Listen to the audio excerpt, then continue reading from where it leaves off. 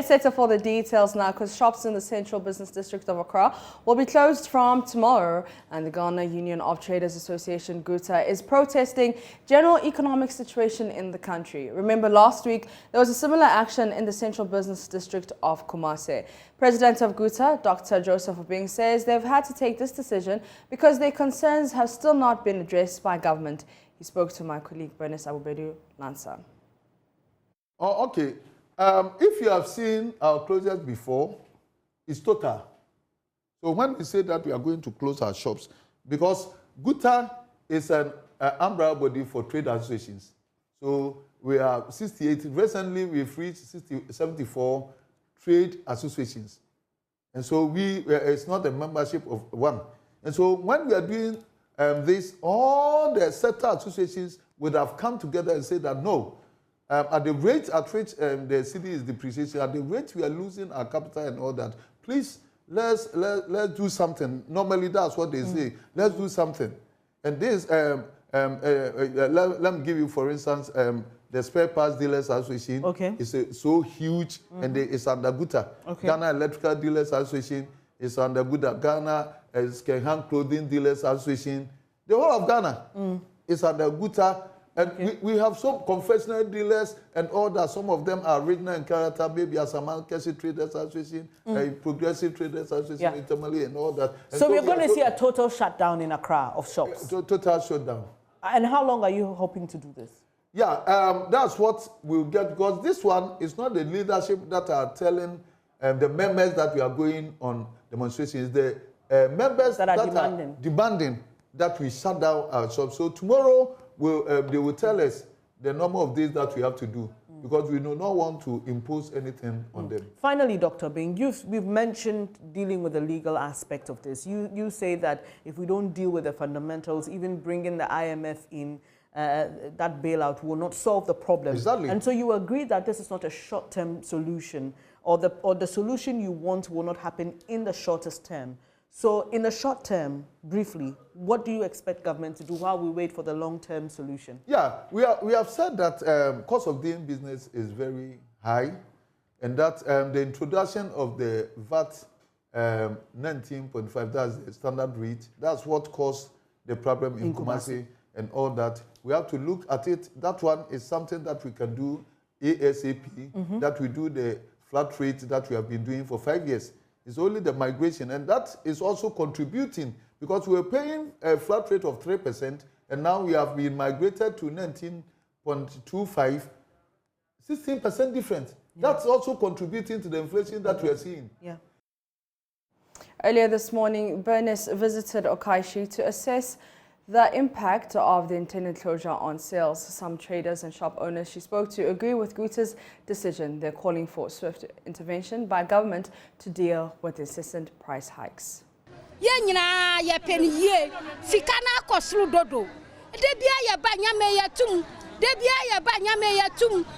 Happy is not happy this morning. You can clearly hear from her voice frustration, distress.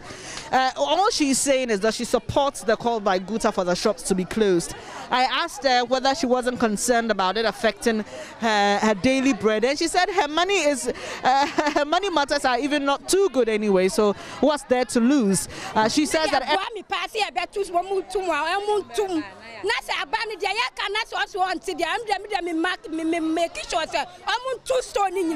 time the prices increase, and they are not happy about that. When they come, they go and sell. Those who they sell to buy on credit, and when they go to get their monies back, it's another matter altogether. So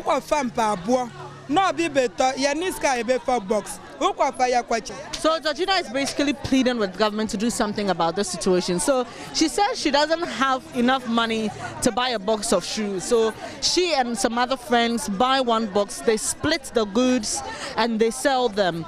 When they sell them, for example, 17 per item, when they go back for more goods, they realize the prices have increased, so they run at a loss eventually. So she's also frustrated, asking government to do something about the situation. We agree with GUTA. Tomorrow, all of us are going to lock up shops to show the government they should stand up and do something about what is going on. I think our leaders are sitting down quiet. They are not saying anything. At least you should come out and tell us this is the reason, or this is what is wrong.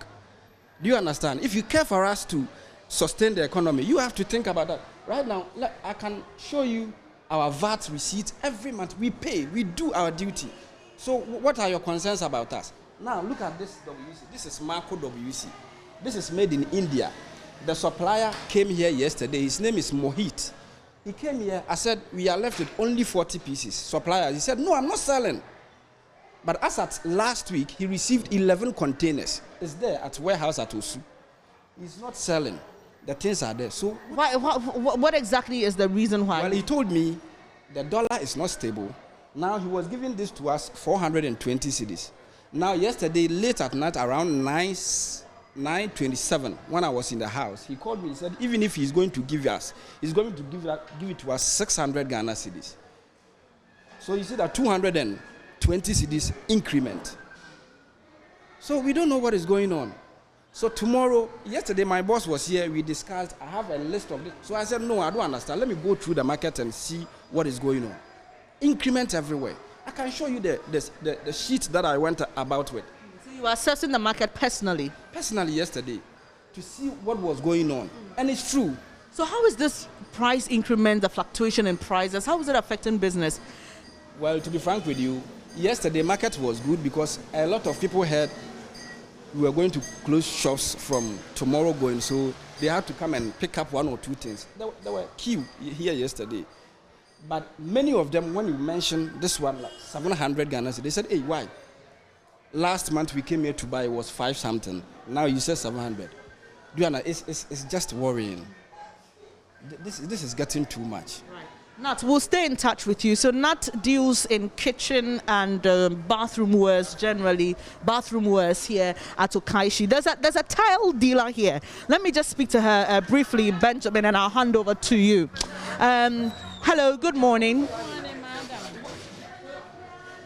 Quickly, please tell us your name and what you're dealing here. Me picture from me Portia. Me na me wo ha. Yeah, you turn house. Portia, good for say echinanya mpa mube 2 shops mu. What do you think about it generally? Oh, me dwen ho anke ye. Ebeboa. Ebiasa na ebe ma ye hu nyoma se de nyoma ekoso. Because prices in the city are too much. And that was last week. You buy, you say, 5 cedis each box. Flour, not 10 cedis. Just this morning, same thing. And it's a whole lot. Okay, and Portia actually showed me the message from her supplier. And I've seen firsthand a message detailing that the prices of tiles will be increased. Into business to saying? So business now is slow. Oh, say price no more for my once. Say bia aba once. Or why week no na price na sesa. And say ya stable and crofo ya pick no masan tum. Quickly, Portia is just saying that things are difficult. Almost every week the prices are adjusted. She's wondering why, because most of these tiles are produced here. And now buy price in the cost. And no general into it and so on obeko. Previously, no price change. How often? Oh, previously, any crown not thousand, and now no town. When him so produce Ghana here. Companies best for no Ghana how produce 2,000. But I don't know. See, Ebia, me who said the mechanic. No, me bisa said Teteno. Says I will say almost every week here too.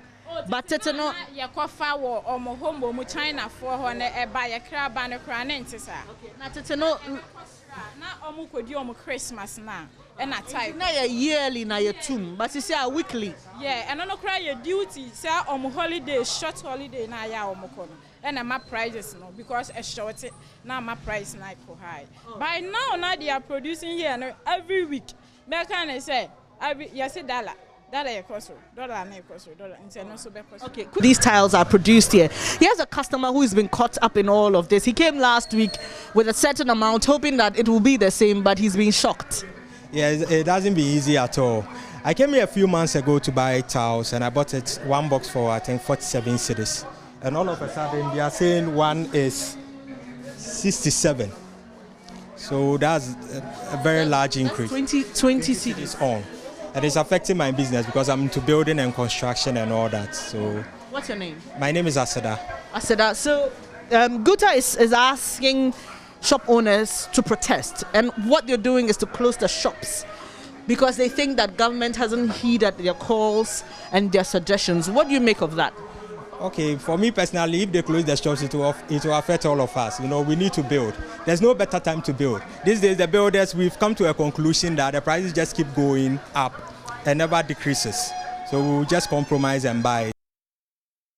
Samuel Kojo Brace joins us live from Accra, where Guta is having a news conference. Kojo, what can you tell us? Well, I can tell you that the traders are here at the International Conference Center in their numbers. They are meeting, first of all, to have a brief between leadership of the association and members on how far they've gone with the Council of State engagement with their leadership.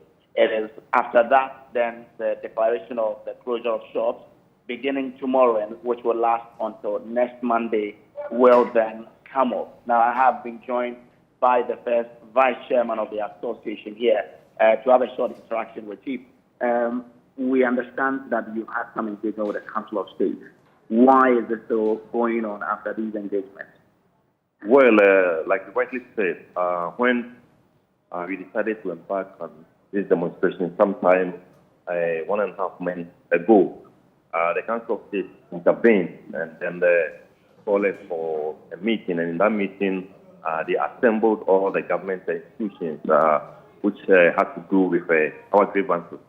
And on that meeting, we all understood that we will give ourselves, 1 month to deliberate on the issues and then come up with a recommendation to government, on which government will then act on the recommendation that will be submitted to them.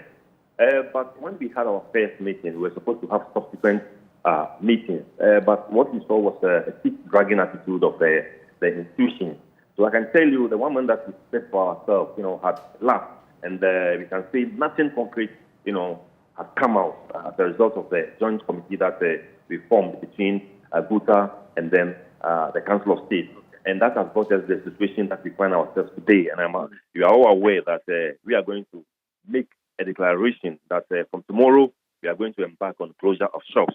Even though we've gathered here today to have a meeting with the Council of State, but I don't think that will change anything because we've already decided on the trade.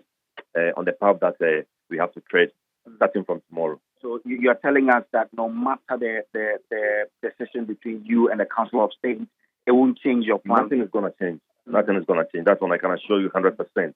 That's what we set ourselves to do will definitely will be done tomorrow. Okay. You'll be reopening on Monday. You tell me that you'll be closing from tomorrow and then the stores will be open on Monday. Yes. Why Monday, even if things have not changed? Yes. What we are embarking upon is a way of expressing our frustration and our anger to government to try as much as possible to act. The government has something to do.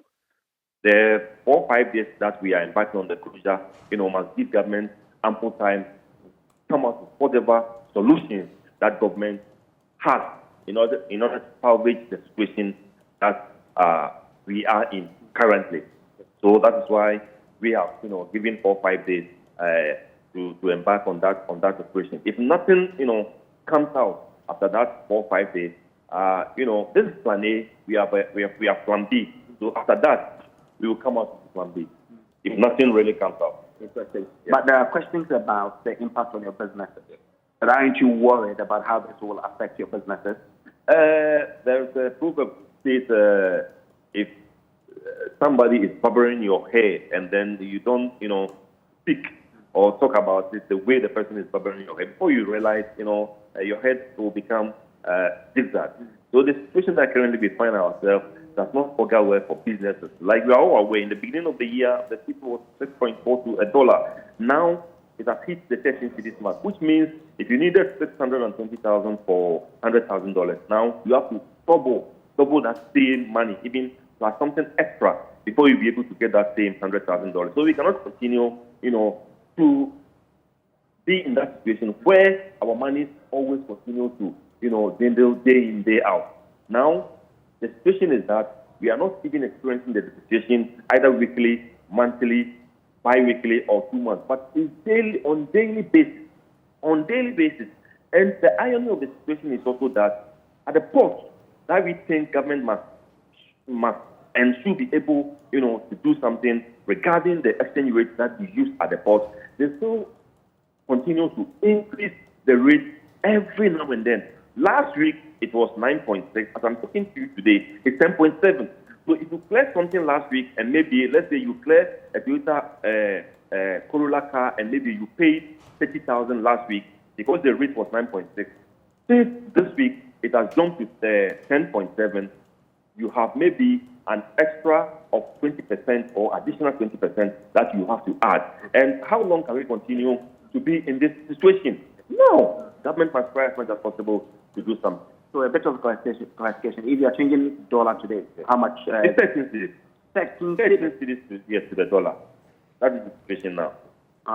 Okay, interesting. So there you have it now. If you can see the background, the committee hall here, committee hall 2 is full, and that some of the members are sitting out here. It tells you the sort of commitment that these people have given this particular announcement by leadership to have a closure of stores. It's an interesting gathering here. We'll be still monitoring how things will be panning out, and we'll be updating you as to the latest information coming in from here.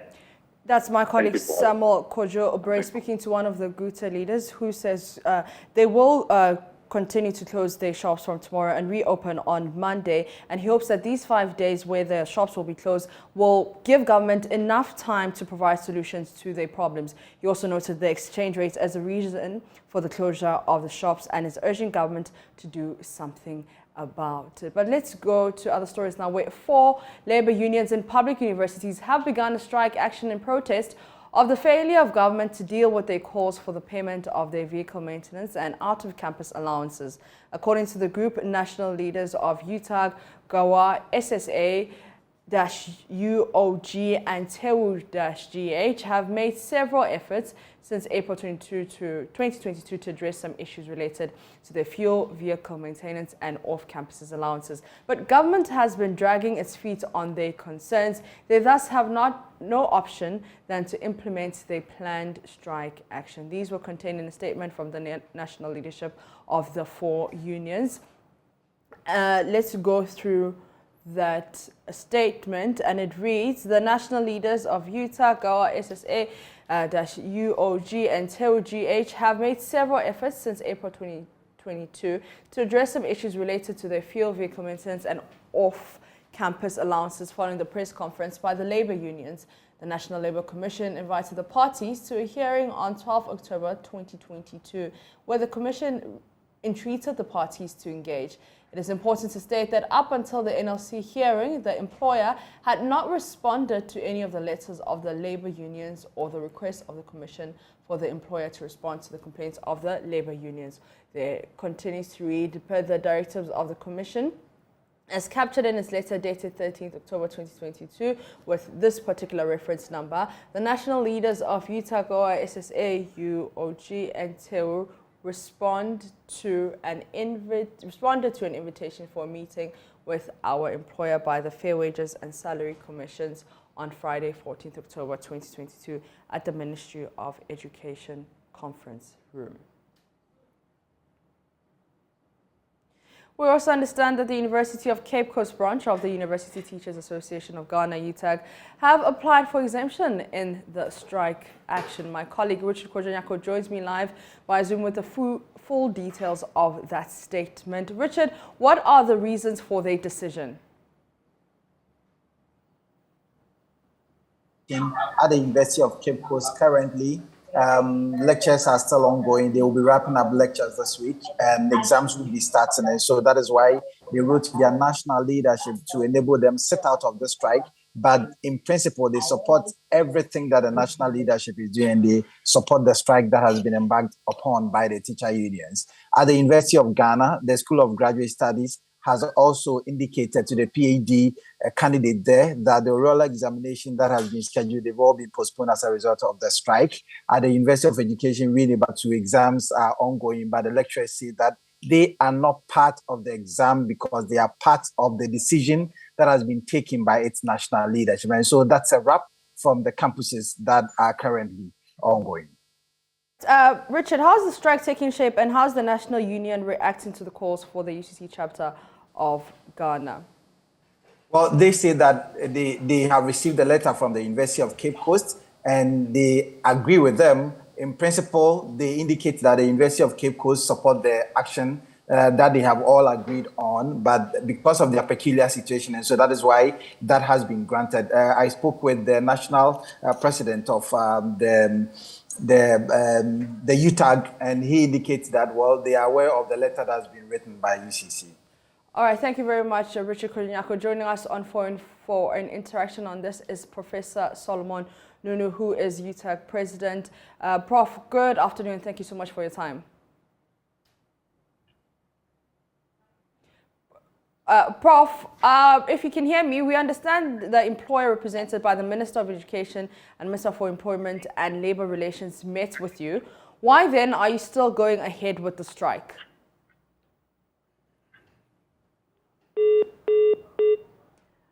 All right, it seems like we might have lost Prof. We will try and reach him in later in the bulletin. But we understand that 4 labour unions in public universities have begun the strike action in protest of the failure of government to deal with their calls for the payment of their vehicle maintenance and out-of-campus allowances. To other stories now, where stigmatization is threatening the Ghana Education Services school re-entry policy for pregnant adolescent girls and adolescent mothers. The policy is aimed at ensuring that the girl child attains her full potential by returning to school with or without pregnancy or childbirth. Even though local school authorities are doing their best to sustain the policy, poor community support is slowing down the expected outcomes. JoyNews' latest documentary dubbed Girls, School, Pregnancy, produced by Emefa Atiamo Eli, details how some girls in the Akachi North District of the Volta region are braving the odds to get their lives back on track in spite of their current conditions. Here is an excerpt. 16-year-old Mercy Mori is 8 months pregnant for a 22-year-old neighbor. Sadly for Mercy too, the boy who impregnated her is not financially independent. Mercy says, beyond the mockery she suffers from her mates in school, her father always threatens to throw her out of the house at the least provocation. Her mother, however, always comes to her rescue. School, I'm going to some like I like a never school home view, no, Italian tom of children. Much shock I can know your word, no much of my tray school. Okay, you won't tell it. No mat is does rough where. Good job for me, Time do ha, I like no your cloth for you know, that one banata. Monona, no monona, and haham with you. Like uncle or parents don't know now. Like I bring your father fear. Blona na gadoma fia na magbenya lifia ko blogba no nyoba anyanyamanya we nyanya gafa ma bloto von anonya na no nya hagboni ba moma hiota na jogo bloka ka gogo ne ba anonya na anyamo fufu blota. Doreen blames her current predicament on negligence on her part. Ameaka do fwawa a galaxy or thing gava board of Yagina or Nelgiviva. Come on, drive in a codo in it. When you might work when I got a mount. A tag banuka structure for mamma. Now you came a shrine, but now you were Yagilo Blungana meow deji.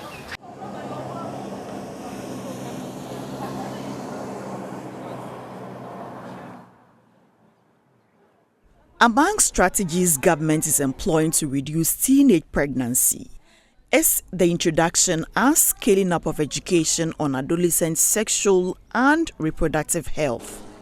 Despite these interventions, a number of these adolescents still ignore the preventive strategies because of misconception and sometimes lack of access to these services. According to the 2017-2018 Multiple Indicator Cluster Survey, quote, Adolescent girls are more likely to have ever had sex than adolescent boys, with 1 in 10 having sex before the age of 15 as compared to about 1 in 14 boys. Out of this number, only a minority have their contraceptive needs met, unquote. The study further states, quote, the majority of adolescent girls who have had sex do not use any method of contraception, with levels consistently low across the areas of residence and household wealth. Those who do use contraception are 3 times more likely to use modern over traditional methods. Unquote. Let's go to our earlier story where 4 labor unions have begun a strike action in protest of the failure of government. And joining me for this conversation is Professor Solomon Nunu, who's the UTAG president. Prof, good afternoon, and thank you so much for your time. Good afternoon, and thanks for having me. Now, we understand the employer represented by the Minister of Education and Minister for Employment and Labour Relations met with you. Why then are you still going ahead with the strike? So we had a meeting with them last week, Friday, 14th of October. However, the Labour Commission directed that the meeting should focus on discussing the terms of payment of the dual allowances in contention. However, when we got to the meeting, the employer side, they were discussing issues concerning decoupling these allowances from the poor rate as it has been traditionally. So basically, that didn't inure to our benefit, and it's not what Labour was interested in. So the meeting ended in a stalemate with no direction as to what we are doing. That's what has caused this strike action to be declared. All right. So we also understand that the University of Cape Coast branch of the University Teachers Association of Ghana have applied for exemption in the strike. How are your members reacting to this? So far, when the strike action, before you start to declare the strike action, what we do is to collect the views from the various campuses. And the final decision is determined based on a majority decision. Okay. So in that particular meeting, that was determined, the report that came from the University of Cape Coast was that they have issues due to their problems with their calendar. And that is the reason why they need to go ahead. They are with us in the strike action fully, but they are going ahead with their examination. This is the situation we have on our hands. And it's not just them. Some other universities are also in a similar situation. But you know, students are supposed to go on their national service. And it's important that we also make room for them to be able to embark on their mandatory 1-year national service. Yeah. At every point in time, whenever labor unions embark on a strike action, the motive is not to cause problems in the system, but to allow the system to flow, at the same time finding means of also getting the issues addressed. All right, Prof, thank you so much for your time. National President of UTAG, Professor Solomon Nunu there. You're still watching JoyNews today. Up next is business.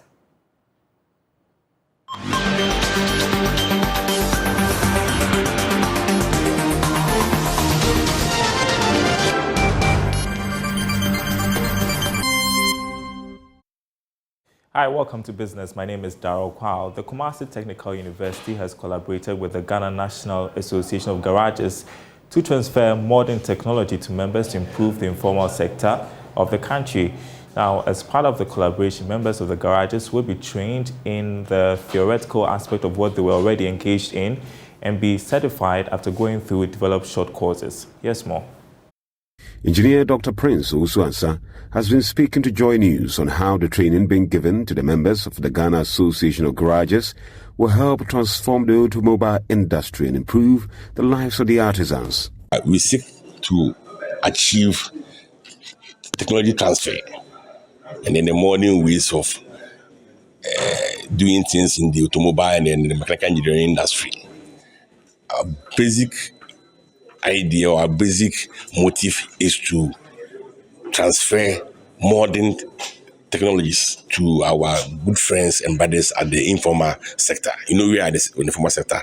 The government is very, very key in the technical and vocational transformation of the country. And as I said earlier on, that for every country to develop, we are now hitting $11.2.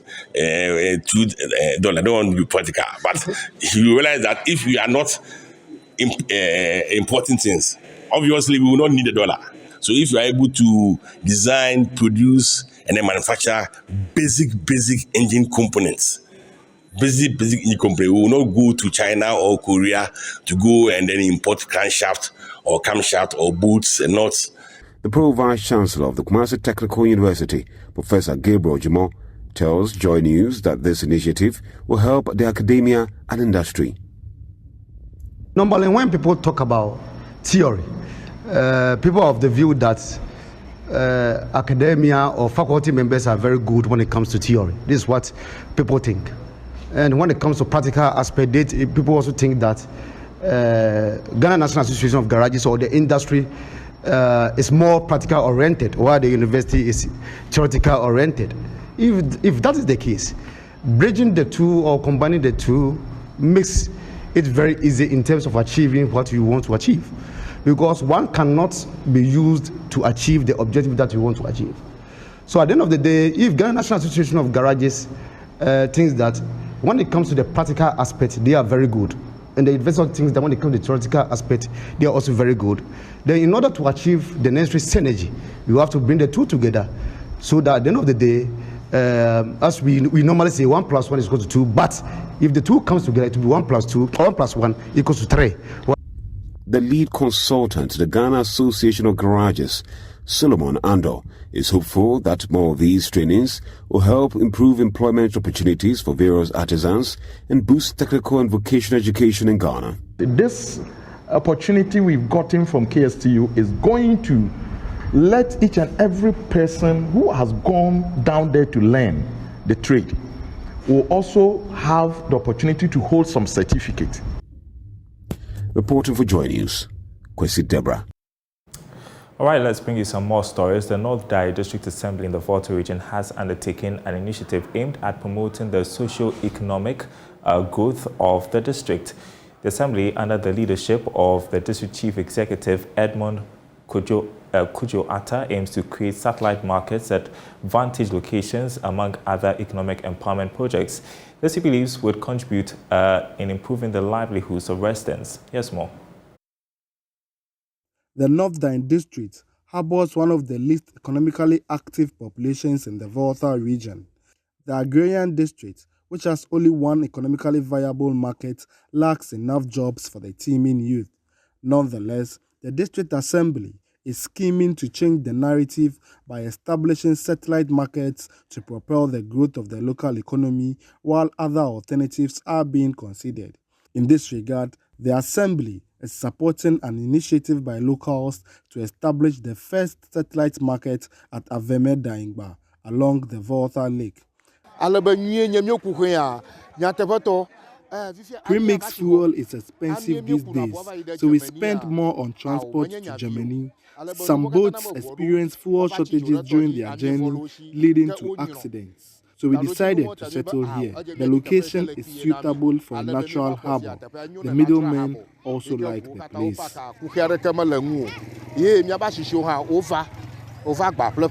The district chief executive, Edmond Kujo Atta, together with a team from the assembly, visited the market to map out a plan to develop it into a more befitting trading center. The assembly is hoping to provide sheds, a warehouse, sanitary facilities, utilities, and other ancillary facilities. As an assembly, we engage in various sectors. But one other major area, and of course, which we have to do, and we have been instructed by government, is local economic development. So we want to improve upon our local economies. We want to make sure that we give jobs to our people. We want to make sure that we increase the revenue level or income level of our people. So we will look for money. We have various sources of funding, and we'll go into that and make sure that we have money for this particular project, because we mean it. It's dear to my heart, and I have to do everything possible within my ambit to ensure that it is successful. Because when I succeed, the assembly succeeds. When the assembly succeeds, our people out there that you are seeing, and those in town, they will succeed. Our businessmen and women will also succeed, and of course, they will also be happy. The market is envisioned to be a transit point for charcoal, food crops and fish products from Afram Plains and other riverine communities. They have created a new market at Aveme. This is where we buy charcoal. The road is good. The traders also treat us well, but they must consider the pricing of the goods. Already, residents have started benefiting from the initiative by engaging in economic activities. We are excited about the location of the market here. Trading activities are taking place and the market is quite busy. We are creating more jobs. We are increasing income of the people. We are building the local economy and all that. So these are the immediate benefits that we can see. The Northern District Assembly is hoping to create more satellite markets to provide an avenue for trading and create jobs to promote the growth of the local economy and enhance livelihoods. Fred Kwame Asari, Joy News, Aveme, Daigba. There's more coming up on the marketplace, including warning of fuel shortage. That's at the top of the hour. Up next is sports.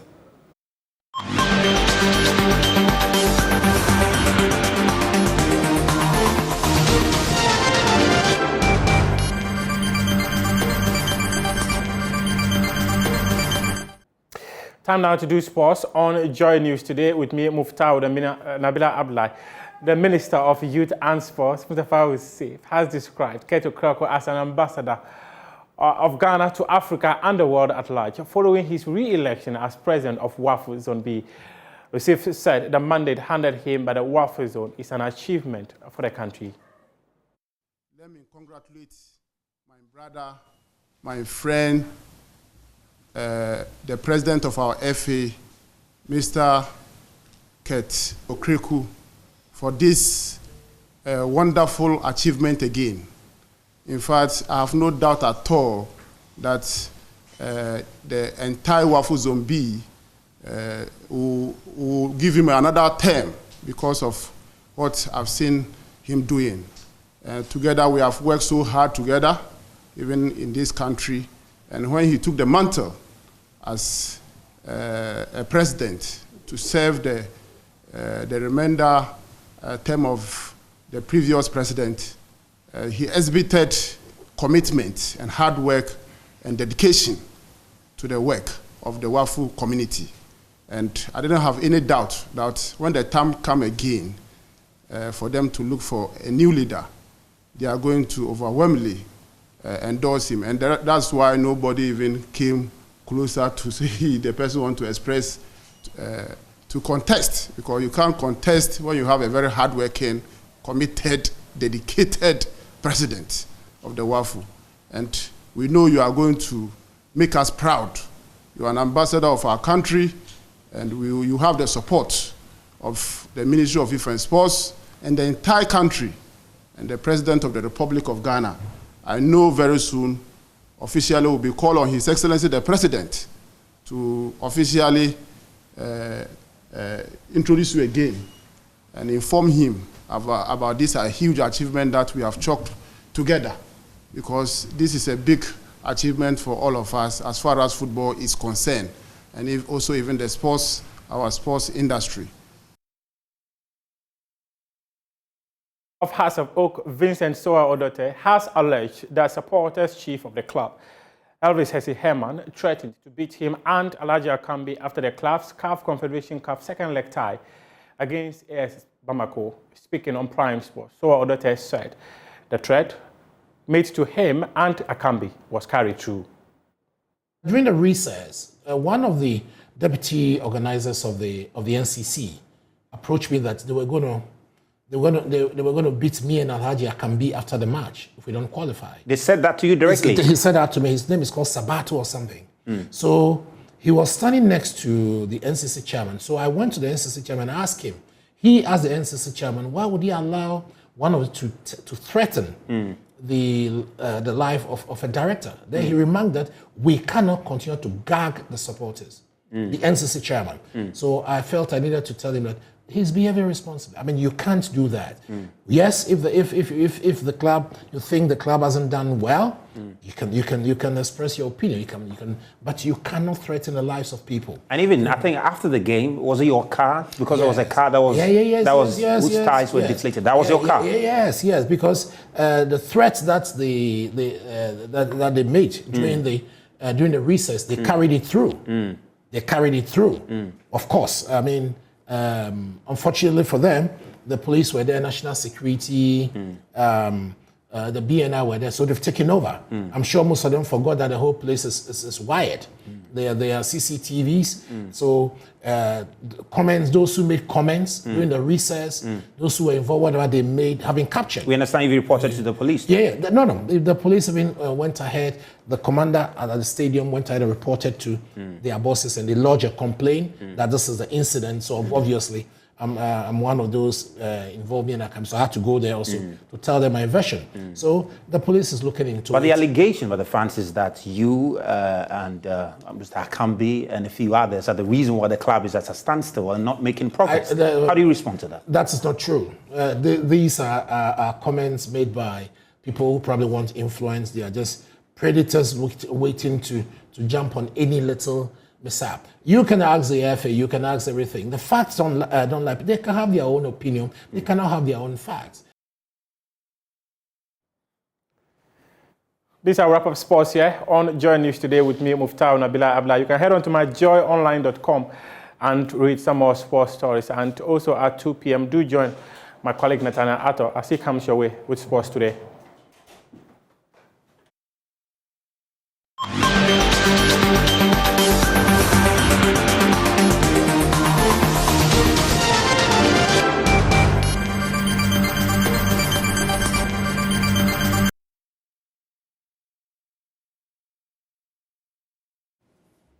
Time now for latest updates in the world of entertainment. My name is KMJ. Reggae dancehall artist Shatta Wale has thrown his support behind many people who have the opinion that the former president Mahama deserves a second chance at the presidency. In an interview on Showbiz A to Z on Joy 99.7 FM, the musician stated reasons why he thinks Mahama deserves a second chance. You know me, Mahama is my dad, so any which way. So you want me to come back, eh? Oh no, the way they put it, at least we'll give Mama one more chance again. So Mama for come. I ain't for come. Shall I blog a headline? All endorses Mahama's come back. Yeah, Sally gonna put me on the spot. No, because you see, I can say something. Maybe let me just deviate from Shaq a bit. Mahama, when he was in power, was doing everything for every youth to survive. I was getting opportunities from the presidency. For instance, like the chief of staff, Julius Debra, was always giving me stuff, as an artist. He respected me as an artist. I believe he wasn't only dealing with me, he was dealing with VIP, a whole lot of artists, and they get that for this current government inside. It's like... Maybe other musicians are getting, but not you.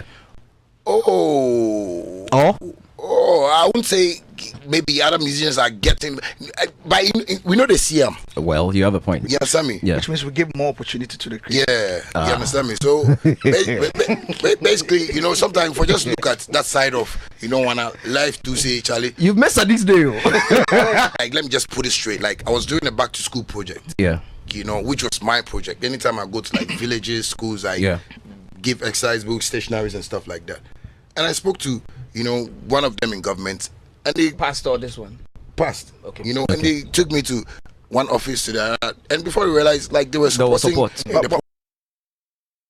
And that's Shatta Wale in the studio of Joy 99.7 FM. Away from that, on the same show, Shatta Wale, in an interview, also took time to speak about his album titled The Gift of God. Now, the album has had a hit single off it called, which is also called the Cash Out, which has been trending ever since it was released. And Shatta Wale has been speaking about that album as well. This is what I would say. This is where everybody around, should, give me a round of applause, for keeping people talking for 3 years about GOG. That's a whole marketing strategy. You understand me? Yeah, because if I go keep everybody talk GOG, people they sleep, somebody defeat dream, somebody defeat come and say, Shatta, you and Rihanna do song. I say, I have dream. I say you and this. I say, no, I don't meet them before. You know, people, and it's so beautiful that everyone is talking about it. There is a GOG album, yes. The way we won't push them and I won't get saying things on board. I know if we get them from the first year, you know, so everything just came like, okay, then we have to, you know, fix, you know, strategies, you know, plans, you know, how to make people talk, because we already tell the fans already. And that's what I do constant for 3 years. And everybody keeps asking me for 3 years. And I feel it's so beautiful that when it comes, everybody should embrace it. Yeah, because in the history of Ghana, I don't know which artists were keeping album for 3 years, where people talk about album for 3 years. If you try this thing, you won't play show again in your life. And that's Shatawale in the studios of Joy 99.7 FM. That will be a wrap on the entertainment stories here. And my name is KMJ. For more news, log on to myjoyonline.com. Maps, Shatawale. Thank you, KMJ, for doing half of my job. Like KMJ said, for more news, you can log into myjoyonline.com. My name is Mapitso Sebidi. Enjoy the rest of your afternoon.